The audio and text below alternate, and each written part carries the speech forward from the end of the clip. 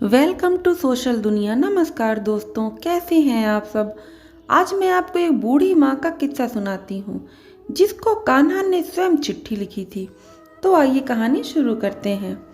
एक बार ट्रेन में बैठकर मैं कहीं से आ रहा था और मेरी साथ वाली सीट पर एक बूढ़ी औरत बैठी हुई थी। वो ट्रेन में बैठी हुई लगातार रो रही थी। तब मैंने पूछा कि बूढ़ी माँ का क्या हुआ, आप इतना क्यों रो रही हो। मगर बूढ़ी माँ ने मुझे कुछ नहीं बताया कि वो क्यों रो रही थी। मगर उसको इतना रोता देख मुझसे रहा नहीं गया, इसलिए मैंने उसे दोबारा कहा, बूढ़ी माँ आप मुझे अपना बेटा समझकर बता दो कि आप इतना क्यों रो रही हो। तभी उस बूढ़ी माँ ने मुझे एक लिफाफा पकड़ा दिया। मैंने जब उस लिफाफे को खोलकर देखा तो उसमें 4 पेड़े और 200 रुपए और एक मोर का पंख रखा हुआ था। तभी मैंने बूढ़ी माँ से पूछा, मैया ये क्या है। बूढ़ी माँ ने कहा, कल मैं वृंदावन में बांके बिहारी जी के मंदिर गई थी और मैंने मंदिर की दान पेटी में 200 रुपए डाले और दर्शन किया। आगे बिहारी जी के पास चली गई, वहां पंडित जी ने मेरे हाथ में एक पेड़ा रख दिया। तभी मैंने पंडित जी से कहा कि पंडित जी मुझे 2 पेड़े दे दो, मगर पंडित जी ने मुझे 2 पेड़े दान में देने से मना कर दिया। तभी मैंने पंडित जी से गुस्से में यह कह दिया कि पंडित जी मैंने आपकी दान पेटी में 200 रुपए डाले हैं, इसलिए मुझे पेड़े तो दे ही नहीं चाहिए। लेकिन पंडित जी नहीं माने। फिर मैंने गुस्से में पंडित जी को अपना एक पेड़ा भी वापस दे दिया और फिर मैं बांके बिहारी जी को कोसती हुई मंदिर के बाहर आकर बैठ गई।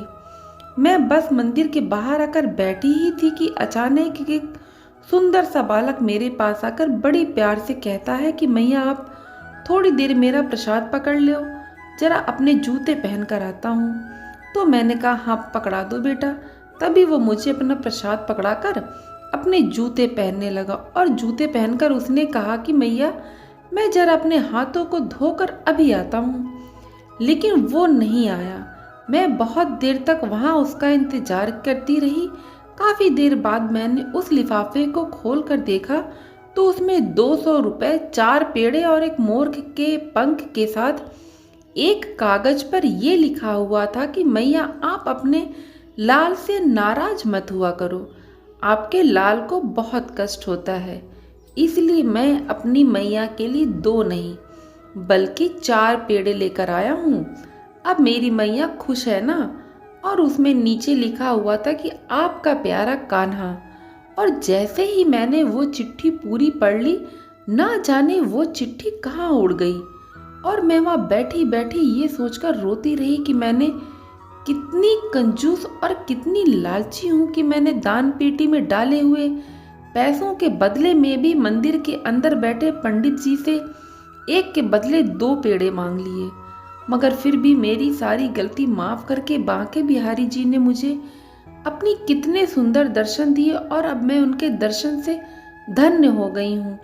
उस बूढ़ी माँ की ये सारी बातें सुनकर ट्रेन में बैठे उस लड़के की भी आंखों में आंसू आ गए।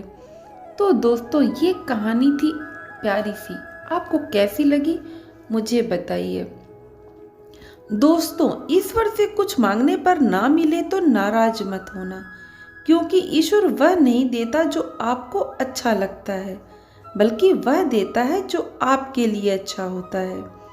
तो प्रभु से प्रार्थना करें, हे परमात्मा हम सबको सद्बुद्धि दें, उज्जवल भविष्य के मार्ग पर हम आगे बढ़ें। कहानी के विषय में आपके विचार हमें शेयर जरूर करें। अपने दोस्तों और रिश्तेदारों में यह कहानी शेयर जरूर करिए।